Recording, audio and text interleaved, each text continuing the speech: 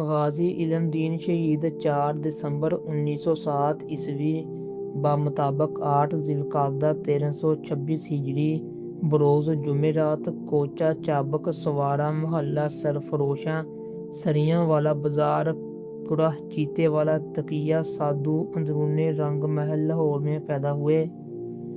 ان کے آباء و اجداد ترکھان کا پیشہ کرتے تھے۔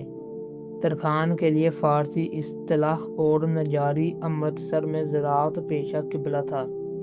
والد کا نام تالامند تھا۔ علم دین نے ابتدائی تعلیم اپنے محلہ تقیہ سادھو کی مسجد سے شروع کی، مگر پڑھائی میں دل نہ لگتا تھا۔ ان کی نسبت بڑے بھائی محمد دین پڑھائی میں زیادہ دھیان دیتے تھے۔ علم دین کچھ عرصہ اندرون اکبری دروازہ بابا کالو کے شاگرد بھی رہے، مگر پڑھائی میں عدم دلچسپی کے باعث کم عمری ہی میں ان کے والد تالامند انہیں اپنے ساتھ کام پر لے جانے لگے۔ اس طرح علم دین باقاعدہ کسی مکتبہ سے تعلیم حاصل کرنے کی بجائے اپنے خاندانی پیشہ ترکھان سے وابستہ ہو گئے اور اپنے والد کے زیر تربیت بہت جلد لکڑی کے کام میں مہارت حاصل کر لی۔ 1928 عیسوی میں کام کی غرض سے ان کے والد کوہاٹ گئے۔ اس وقت علم دین کی عمر تقریباً 20 برس تھی۔ کوہاٹ میں والد کے ہمراہ تقریباً 1 سال تک فرنیچر کا کام کرتے رہے۔ آخر مارچ 1929 عیسوی میں کوہاٹ سے واپس لاہور آ گئے۔ 1920 میں معتصب ہندوؤں نے مسلمانوں کے خلاف شدی اور سنگٹن نامی تحریکیں شروع کی۔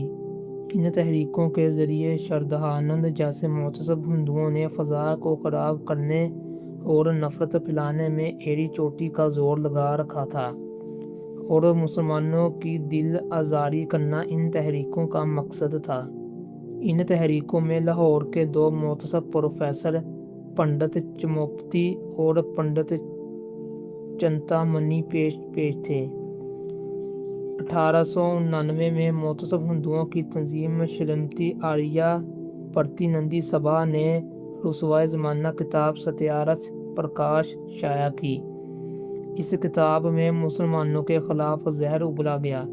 اس کتاب کا آخری ایڈیشن 1 نومبر 1927 عیسوی کو لاہور کے ایک اشاعتی ادارے راجپال پبلشر نے شائع کیا۔ اس کتاب کی اشاعت سے ہندوؤں اور مسلمانوں کے درمیان نفرت کی فضا پیدا ہونا شروع ہوئی۔ راجپال نے ستیارتھ پرکاش کی اشاعت سے نفرت کا جو زہر پھیلایا تھا، یہ ہندو مسلم قوموں کے درمیان خطرناک اور بھیانک صورتحال اختیار کرتا جا رہا تھا۔ اسی دوران راجپال نے مسلمانوں کے غم زدہ دلوں پر نمک چھڑکنے کے لیے ایک اور شیطانی کھیل کھیلا۔ ایک اور ناپاک نام سے کتاب شائع کر دی۔ راجپال پبلشر کی شائع کردہ اس رسوائے زمانہ کتاب کی اشاعت کے بعد مسلمانوں کا متفقہ مطالبہ یہ تھا کہ اس ناپاک کتاب کو فی الفور ضبط کیا جائے اور اس کے پبلشر راجپال کو سزائے موت دی جائے۔ ایسا ممکن نہ ہوا تو مسلمانوں کو ناموس رسالت پر قربان ہونے کا سبق اچھی طرح یاد ہے۔ کروڑوں مسلمانوں میں غم و غصہ کی لہر دیکھ کر انگریز حکومت نے 24 مئی 1924 کو شیطانی صفت راجپال کے خلاف زیر دفعہ 153 تعزیرات ہند مقدمہ درج کر دیا۔ ماتحت عدالت نے اس ملعون کو 18 جنوری 1927 عیسوی کو 1.5 سال قید بامشقت اور 1000 روپیہ جرمانہ کی سزا سنائی۔ مسلمانوں کے نزدیک اتنے بڑے جرم اور گستاخی کے لیے یہ سزا کی بجائے مذاق تھا۔ عدالت کے فیصلے سے مسلمانوں کے دل دکھی تھے۔ ملعون راجپال کے متعلق عدالتی فیصلے نے مسلمانوں کے جذبات کے الاؤ پر تیل کا کام کیا، اور دیکھتے ہی دیکھتے برصغیر میں راجپال ملعون اور اس کی رسوائے زمانہ کتاب کے خلاف مسلمان ایک جان ہو کر اٹھ کھڑے ہوئے۔ یوں احتجاجی جلسے جلوسوں کا ایک زبردست اور منظم سلسلہ شروع ہو گیا۔ دنیا بھر کے مسلمان اس ملعون کو واصل جہنم کرنے کی سعادت حاصل کرنے کی خواہش دل میں لیے لاہور کی طرف بڑھنے لگے۔ اپریل 1929 عیسوی کو علم دین صبح سویرے اٹھے اور بازار پہنچے۔ اس زمانے میں تمام رام کباڑیے کی دکان بہت مشہور تھی۔ علم دین نے ملعون راجپال کو واصل جہنم کرنے کی غرض سے چھری یہیں سے لی۔ یہ تیز دھار چھری 13 انچ لمبی تھی۔ علم دین کے وہاں پہنچتے ہی قدرت ملعون راجپال کو اپنے انجام تک پہنچانے کے لیے کھینچ لائی تھی۔ علم دین دیکھ رہا تھا کہ راجپال ایک کار سے اتر رہا ہے۔ راجپال گاڑی سے اتر کر دکان میں اپنی کرسی پر بیٹھا ہی تھا کہ اس دوران علم دین بھی اس کی دکان میں داخل ہو گیا۔ اس وقت راجپال کے 2 ذاتی ملازم بھی وہاں موجود تھے، جن کے نام کیدارتھ ناتھ اور بھگت رام تھے۔ کیدارتھ ناتھ نے پچھلے کمرے میں کتابیں رکھنے چلا گیا، جبکہ دوسرا بھگت رام راجپال کے پاس ہی کھڑا تھا۔ علم دین نے اندر آتے ہی پوچھا، راجپال کون ہے؟ تو راجپال سہمے ہوئے لہجے میں بولا، میں راجپال ہوں، کیا کوئی کام ہے؟ اس پر علم دین نے بجلی کی سی تیزی سے چھری اس کے سینے میں کھونپ دی اور راجپال کا کام تمام کیا۔ ملعون راجپال کے قتل کے بعد علم دین نے گرفتاری دے دی تھی اور یہ عشق رسول صلی اللہ علیہ وسلم پولیس کی حراست میں ہونے کے باوجود مطمئن تھا۔ مسلمانوں نے غازی علم دین کو پرجوش خراج عقیدت پیش کرنے اور ان کے خلاف درج شدہ مقدمات کی پیروی کے لیے مسلمان وکلاء پر مشتمل ایک کمیٹی بنائی، جس کا نام غازی علم دین ڈیفنس کمیٹی رکھا گیا۔ اس کمیٹی کے سربراہ بیرسٹر ڈاکٹر علامہ محمد اقبال تھے۔ مئی 1929 میں سیشن کورٹ میں غازی علم دین کے مقدمے کی سماعت کا آخری دن تھا۔ غازی علم دین کے وکیل بیرسٹر سلیم نے آپ کے مذکورہ بیان کا سہارا لے کر بے قصور ثابت کرنے کے لیے دلائل دیے، مگر فیصلے سے قبل ہی غازی علم دین نے بلند آواز سے کہنا شروع کر دیا کہ گستاخ رسول کو میں نے واصل جہنم کیا ہے۔ اقبال، جرم کے بعد تو کہنے کو کچھ باقی نہ رہا تھا، لہذا سیشن جج مسٹر ٹیب لاہور نے غازی علم دین کے خلاف دفعہ 302 عائد کر کے 22 مئی 1929 کو پھانسی کا حکم سنایا۔ سزائے موت کے فیصلے کے بعد غازی علم دین لمحہ بھر کے لیے بھی پریشان نہ ہوئے، بلکہ آہستہ آہستہ درود شریف کا ورد کر رہے تھے اور نہایت پرسکون نظر آ رہے تھے۔ عدالت عالیہ کے فیصلے کے بعد 14 اکتوبر 1929 کو صبح سویرے غازی علم دین کو ڈسٹرکٹ جیل میاں والی منتقل کر دیا گیا۔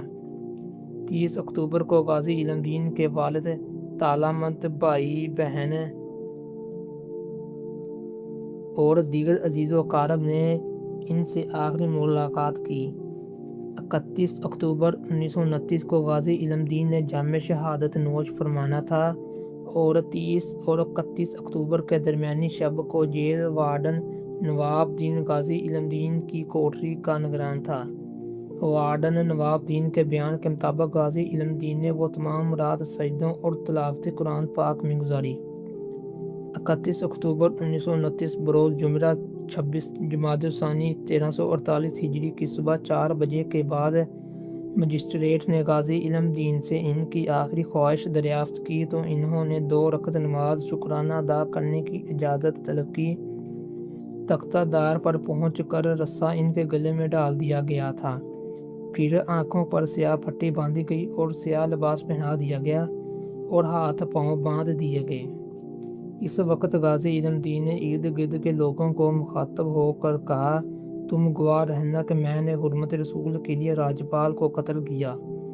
ڈسٹرکٹ جیل میاں والی کے باہر غازی علم دین شہید کے والد، تالامند، اپنے عزیز و اقارب اور سینکڑوں مسلمانوں کے ہمراہ اس انتظار میں بیٹھے ہوئے تھے کہ جیل حکام غازی علم دین کی میت ان کے حوالے کریں، لیکن اعلیٰ حکام نے فیصلہ کیا تھا کہ میت مسلمانوں کے حوالے نہ کی جائے، کیونکہ انہیں اس بات کا خطرہ تھا کہ ایسا کرنے سے مسلمان مشتعل ہو جائیں گے، جس سے حالات خراب ہونے کا اندیشہ تھا۔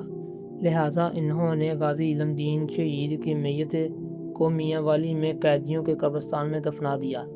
جب یہ خبر ملک بھر میں پھیلی تو ہندوستان کے تمام مسلمان گھروں سے باہر نکل پڑے، کاروبار بند کر دیے اور ہر طرف احتجاجی مظاہرے شروع ہو گئے۔ 4 نومبر 1929 کو مسلمانوں کا ایک وفد ڈیمونٹ مونس گورنر پنجاب سے ملا اور غازی علم دین شہید کی میت وصول کرنے کا مطالبہ پیش کیا۔ اس پر گورنر نے سب سے پہلا اور اہم سوال یہ کیا کہ اگر میت کے آنے سے لاہور میں ہندو مسلم فسادات شروع ہو گئے تو اس کا ذمہ دار کون ہوگا؟ اس کی ذمہ داری حضرت علامہ محمد اقبال نے لی۔ گورنر نے چند شرائط پیش کرتے ہوئے غازی علم دین شہید کی میت مسلمانوں کے حوالے کرنے کا وعدہ کیا۔ 13 نومبر 1929 کو مسلمان وفد سید مراتب علی شاہ اور مجسٹریٹ مرزا مہدی حسن کی قیادت میں میاں والی پہنچا۔ اس وقت کے ڈپٹی کمشنر میاں والی راجہ مہدی زمان وفد کی میزبانی کی فرائض سر انجام دیے۔ میاں والی کے ایک معمار نور دین نے غازی علم دین شہید کی میت کے لیے باکس تیار کیا اور ضلعی حکام اور معمار نور دین دوسرے روز علی صبح غازی علم دین شہید کی میت باسد احترام میاں والی میں قیدیوں کے قبرستان سے نکال کر ڈپٹی کمشنر میاں والی کے بنگلے پر لائے۔ نور دین نے بتایا کہ 2 ہفتے گزر جانے کے بعد بھی میت میں ذرا برابر تعفین نہیں تھا بلکہ مسحور کن خوشبو آ رہی تھی۔ غازی علم دین شہید کے میت کو ریلوے اسٹیشن میاں والی لایا گیا، پھر ایک اسپیشل ٹرین کے ذریعے 14 نومبر 1929 کو 5:35 پر لاہور چھاؤنی سے ذرا پرے اتارا گیا۔ محکمہ جیل کے حکام صندوق کو جس میں حرمت رسول مقبول کا شدائی استراحت فرما تھا، گورنر ہاؤس لائے اور مسلم لیگ کے نمائندے سر محمد شفیع اور ڈاکٹر علامہ محمد اقبال کے حوالے کیا۔ غازی علم دین شہید کی نماز جنازہ لاہور میں 4 مرتبہ پڑھائی گئی۔ شہید ناموس رسالت کے جنازے میں تقریباً 6 لاکھ لوگوں نے شرکت کی۔ سید حبیب جد عالم مسلمانوں کے رہنما اور سیاسی اخبار کے مدیر و پبلشر بھی شریک تھے۔ ڈاکٹر علامہ اقبال نے ان سے پوچھا کہ شہید کی نماز جنازہ پڑھانے کا شرف کسے حاصل ہونا چاہیے؟ سید حبیب نے کہا کہ یہ شہید کے والد تعالیٰ مند کا حق ہے، مگر تعالیٰ مند نے کہا کہ اگر یہ حق مجھے حاصل ہے تو میں اسے علامہ اقبال کو تفوض کرتا ہوں۔ علامہ اقبال نے سید حبیب کے مشورے سے مولانا سید دیدار علی شاہ الواری کا نام تجویز کیا گیا، لیکن وہ اس وقت تک تشریف نہیں لا سکتے تھے۔ چنانچہ قاری محمد شمس الدین خطیب مسجد وزیر خان نے پہلی نماز جنازہ پڑھائی۔ مولانا سید دیدار علی شاہ الواری اور علامہ اقبال نے شہید کی میت کو اپنے ہاتھوں سے قبر میں اتارا۔ اس موقع پر علامہ اقبال نے غازی علم دین شہید کا ماتھا چوما اور کہا، اسی تے گلاں کردے رہ گئے، ترخانہ دا منڈا بازی لے گیا۔ اس موقع پر لوگوں نے عقیدت کے اتنے پھول نچھاور کیے کہ میت پھولوں میں دب کر رہ گئی۔ غازی علم دین شہید کا مزار لاہور کے مشہور قبرستان میانی صاحب میں اس سڑک کے بائیں طرف جو چوک چبرجی سے خطبہ چوک مزنگ چونگی کو جاتی ہے، بہاولپور روڈ پر مرجع خلائق ہے۔ اللہ تعالیٰ ہر مسلمان کو عشق رسول کی سعادت نصیب فرمائے، آمین۔